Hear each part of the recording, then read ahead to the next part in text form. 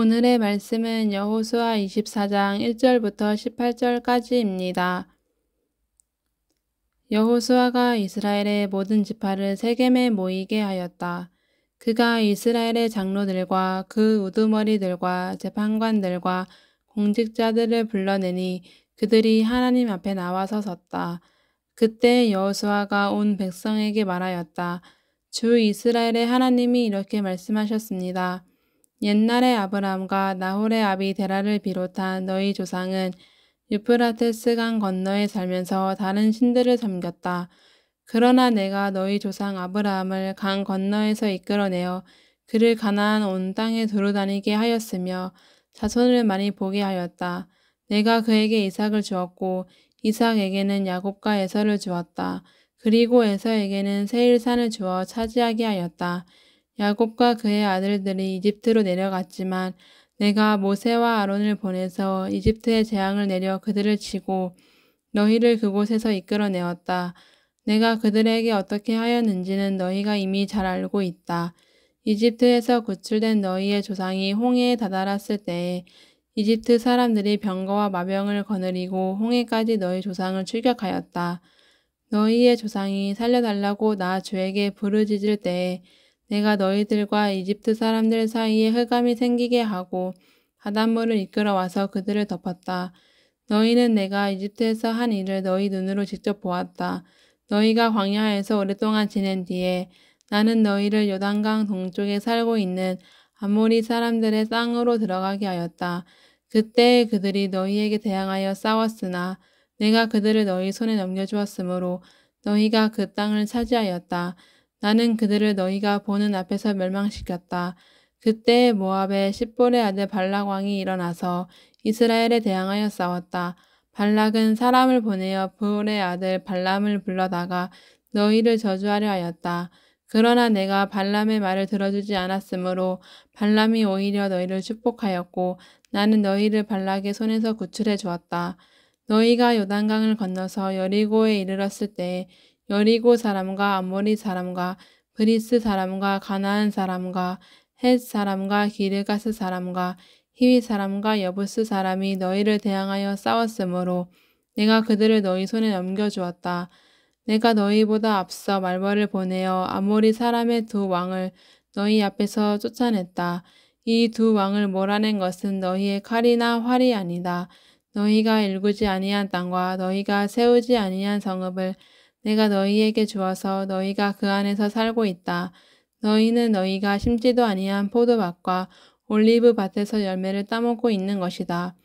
이렇게 말씀하셨으니 당신들은 이제 주님을 경외하면서 그를 성실하고 진실하게 섬기십시오. 그리고 여러분은 여러분의 조상이 강 저쪽의 메소포타미아와 이집트에서 섬기던 신들을 버리고 오직 주님만 섬기십시오. 주님을 섬기고 싶지 않거든 조상들이 강 저쪽의 메소포타미아에서 섬기던 신들이든지 아니면 당신들이 살고 있는 땅 아모리 사람들의 신들이든지 당신들이 어떤 신들을 섬길 것인지를 오늘 선택하십시오. 나와 나의 집안은 주님을 섬길 것입니다. 백성들이 대답하였다. 주님을 저버리고 다른 신들을 섬기는 일은 우리가 절대로 하지 않겠습니다.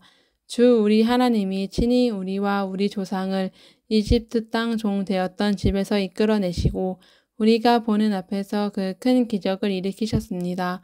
또 우리가 이리로 오는 동안에 줄곧 우리를 지켜주셨고 우리가 여러 민족들 사이를 뚫고 지나오는 동안에 줄곧 우리를 지켜주셨습니다. 그리고 주님께서는 이 모든 민족을 이 땅에 사는 아모리 사람까지도 우리 앞에서 쫓아내셨습니다. 그러므로 우리는 주님을 섬기겠습니다. 오직 그분만이 우리의 하나님이십니다. 아멘. 안녕하세요 여러분. 2월 6일 말씀 묵상 시간입니다. 오늘 본문 말씀은 여호수아서 마지막 장이죠. 24장 1절부터 18절까지의 말씀을 함께 묵상하는 시간을 가져보려고 합니다. 여호수아 24장은 여러분들도 보시는 것처럼 여호수아의 이제 마지막 고별사라고 이야기할 수가 있겠습니다. 여호수아가 이스라엘 백성들의 지도자들 또 여러 재판관들이나 그들의 그런 지도자들을 한자리로 모아서 그들에게 이제 마지막 고별사 또는 고별 설교를 하는 장면인데요. 오늘 이 말씀을 통해서 우리에게 주시는 말씀이 무엇인가 같이 한번 묵상해 보는 시간을 가져보면 좋겠습니다.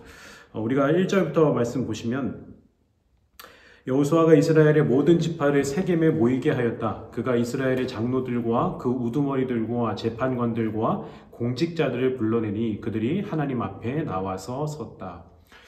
지난번에도 말씀드렸지만 이제 이스라엘 백성들에게 단일한 지도자는 이제 필요가 없습니다.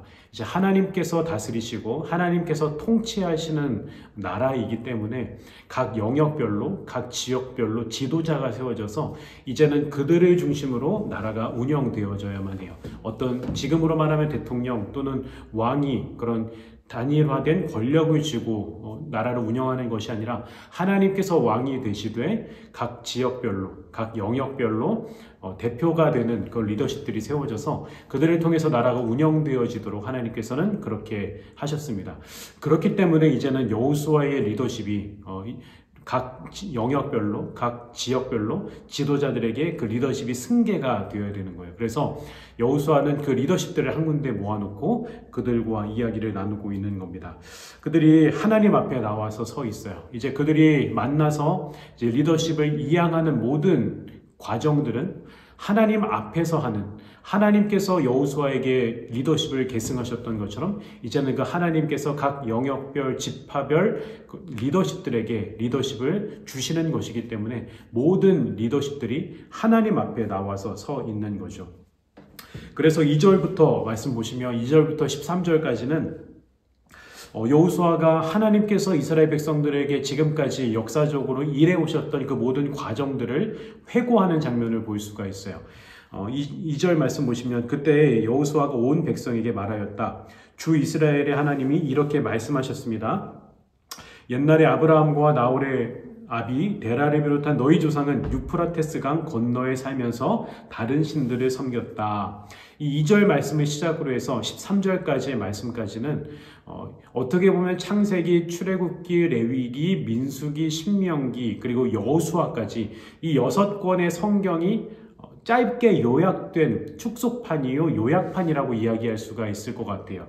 그래서 2절부터 3절까지는 아브라함의 이야기, 그리고 3절과 4절은 그 아들 이삭의 이야기, 그리고 4절은 그의 아들 또 야곱의 이야기, 그리고 5절부터 6절까지는 이 모세라는 리더십과 출애굽에 대한 이야기, 그리고 7절은 광야 시대에 대한 이야기, 그리고 8절부터 10절까지는 요단강 동쪽에 있었던 그 땅을 정복했던 이야기, 그리고 9절부터 10절 말씀에서는 특별히 발락과 발람이라고 하는 이 사람과 일어났던 이야기들에 대해서 이야기하고 있고요. 그리고 11절부터 13절까지는 이 가나안 정복에 대한 이야기를 총체적으로 그렇게 이야기를 할 수가 있습니다. 그래서 2절부터 13절까지는 하나님께서 이스라엘 백성들을 특별히 아브라함 때부터 아브라함을 선택하시는 그 시점부터 시작해서 하나님이 신실하게 지금까지 이 백성들에게 약속을 하셨고 그 약속을 이루어 가시고 결국에는 그 모든 약속을 성취하시는 것까지 나타내는 하나님의 역사 가운데서 하나님께 역사하심과 일하심을 뚜렷하게 보여주는 것을 이제 회고하고 있는 것을 볼 수가 있습니다. 이제 그 회고, 이런 하나님의 구원사라고 이야기할 수가 있는데 하나님의 구원사를 이제 회고하면서 이 구원사를 근거로 해서 이제는 우리가 어떻게 살아가야 될까라고 하는 것을 여호수아가 이야기하고 있는 것을 우리는 볼 수가 있죠. 그래서 14절 말씀 보시면 이렇게 말씀하셨으니 당신들은 이제 주님을 경외하면서 그를 성실하고 진실하게 섬기십시오. 그리고 여러분은 여러분의 조상이 강 저쪽에 메소포타미아와 이집트에서 섬기던 신들을 버리고 오직 주님만 섬기십시오. 여러분, 이 말씀이 이제는 이전까지는 회고와 회상이 주된 내용들이었다면 이제는 권고와 명령과 이제 약속이 주된 내용이 이루어지고 있어요. 그래서 이것을 이어주는 접속사가 무엇이냐면 개역 개정 성경으로 보면 더 뚜렷하게 나타나는데 그러므로 이제는 이라고 하는 말로 시작되고 있습니다. 그러므로 이제는 앞에서 하나님이 이렇게 일하셨으니 그러므로 이제는 여러분은 이렇게 살아가십시오라고 하는 권면이 이루어지는 거죠. 그래서 뭐라고 권면을 하고 있죠? 그를 성실하고 진실하게 섬기십시오. 이것을 히브리어 성경으로 보면 또 개역개정에는 온전함과 진실함으로 그를 섬기라라고 번역이 되고 있는데요. 이 단어들을 좀 하나하나 살펴보면 좋을 것 같습니다. 특별히 이 성실하게, 그리고 개역개정에서는 온전함이라고 번역된 단어는 히브리어로 탐임이라고 하는 단어예요. 이 단어는 무슨 단어이냐면 이스라엘 백성들이 희생제물을 하나님께 드릴 때 그 희생제물을 온전한 것을, 흠이 없는 온전한 것을 드려야만 했거든요. 그런 것처럼 이 온전하게 하나님만 섬기라고 하는 것은 무슨 뜻이겠어요? 우리가 마음을 다해서, 우리의 온 정성을 다해서, 우리의 온 몸과 마음을 다하여 주님만 섬기라고 하는 뜻이 되겠죠.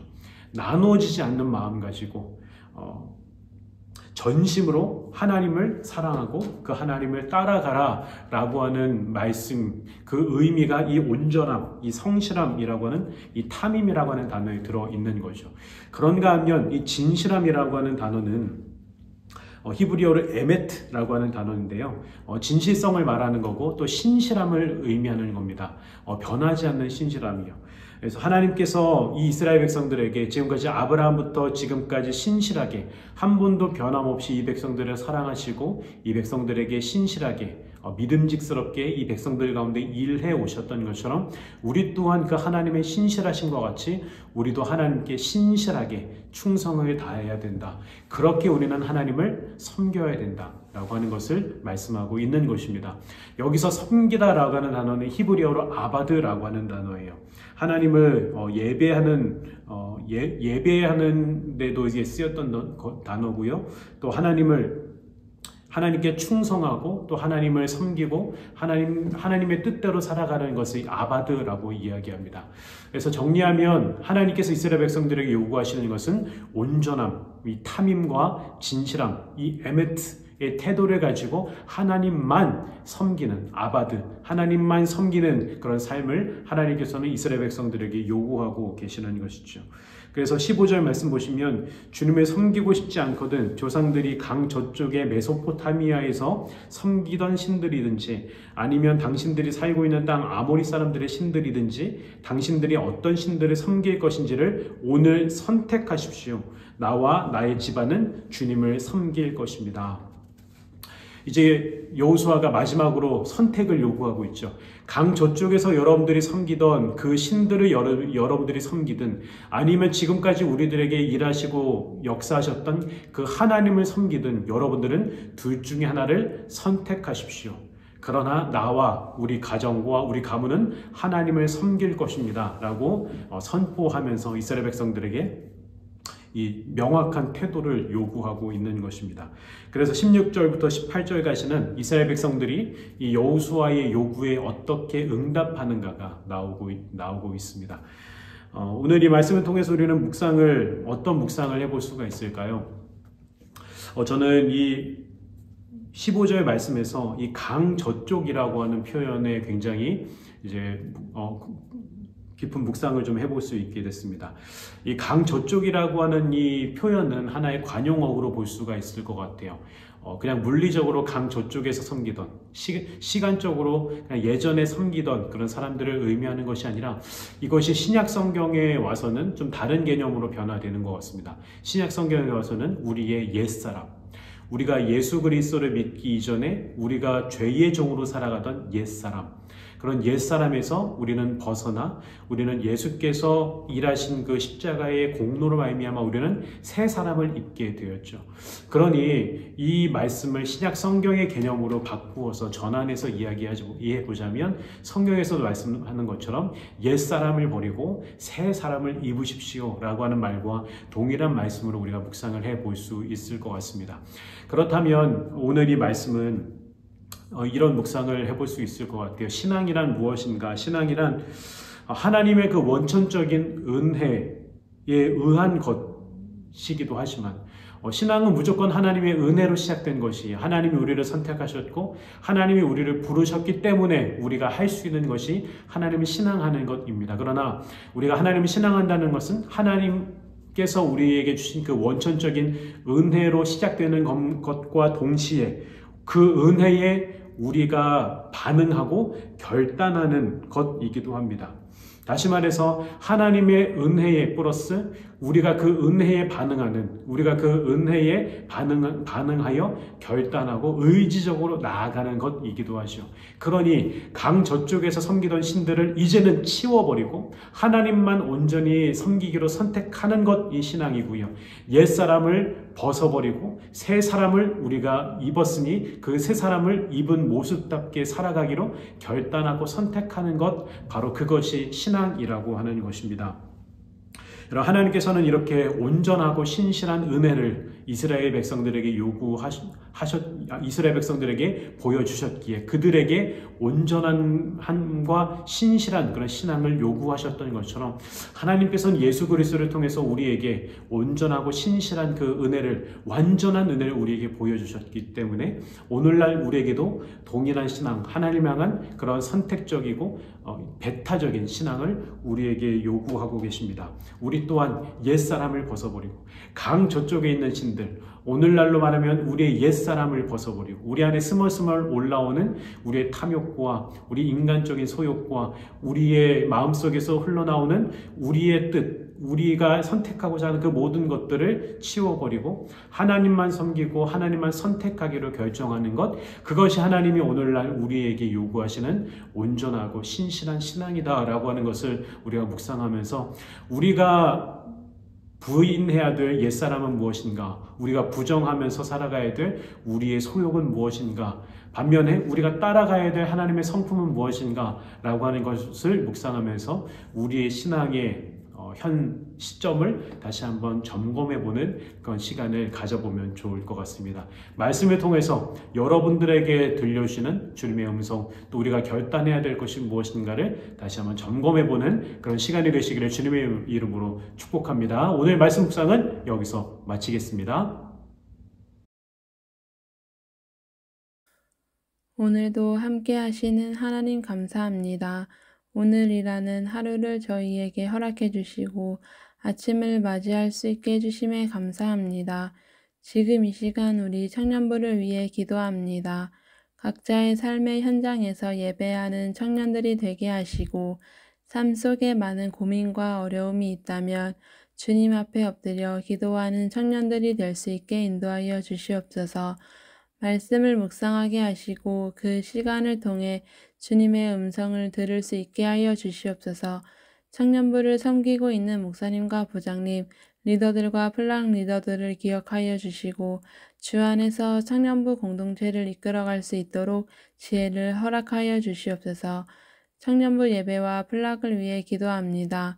우리 청년들의 발걸음을 예배의 자리로 인도하여 주시고 예배에 출석만 하는 것이 아니라 주님을 만나는 시간이 될 수 있도록 인도하여 주시옵소서.